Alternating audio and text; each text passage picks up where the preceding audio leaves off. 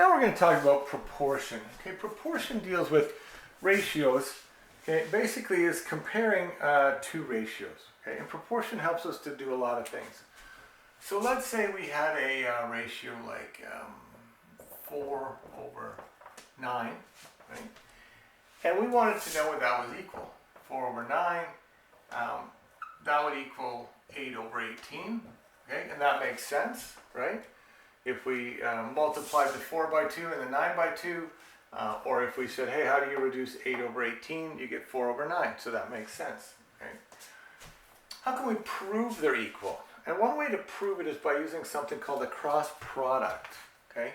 The cross product means if I multiply these two, and if I multiply these two, so it's that cross product, I will get the same answer if they are equal. See, 9 times 8, well 9 times 8 is 72. 4 times 18, and if you do that on your calculator, 4 times 18 is 72. Okay? If they're not both the same number, it doesn't matter if it's 72, whatever number it is, if they're not both the same number, then that proportion is not true. Okay? Where these become useful is not debating whether they're true or false, but where they become useful is if you have something like this. 5/8 equals something over 44. And we don't know what that something is, okay?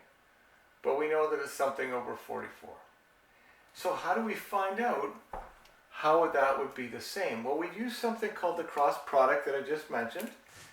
Okay? And we know that 5 times 44 has to equal 8 times x. Right? And the nice thing is, as soon as I do that, 8 times x equals 5 times 44, 200, 220. 220. And now we have a little wee equation to solve. Right? Little wee equation. All we have to do is divide both sides by 8. Because what we're looking to do is get x by itself, because that's what we want to find. 8 divided by 8 is 1, so we have 1x. Now remember, whenever we have 1x, we don't have to show the 1, so we can just say x, and the x would equal, well, whatever 220 divided by 8 is. And that's something that you do on your calculator very quickly. I believe it's 27.5. Okay, I believe it is 27.5. Okay, we'll take a quick second to verify that. Bear with me. And it is 27.5. So now what we've shown is 5/8 is equal to 27.5/44. And you can solve a number of problems doing that. Now, one thing I want you to know is this works when there's an equal sign. Okay, so be very careful because it's not like multiplying fractions. So just a little aside over here. If I had, let's go back to the first example, 4/9 equals 8/18. And I said, well, you would cross multiply to say it's true, just like you cross multiply here. Earlier we did 4/9 times 8/18.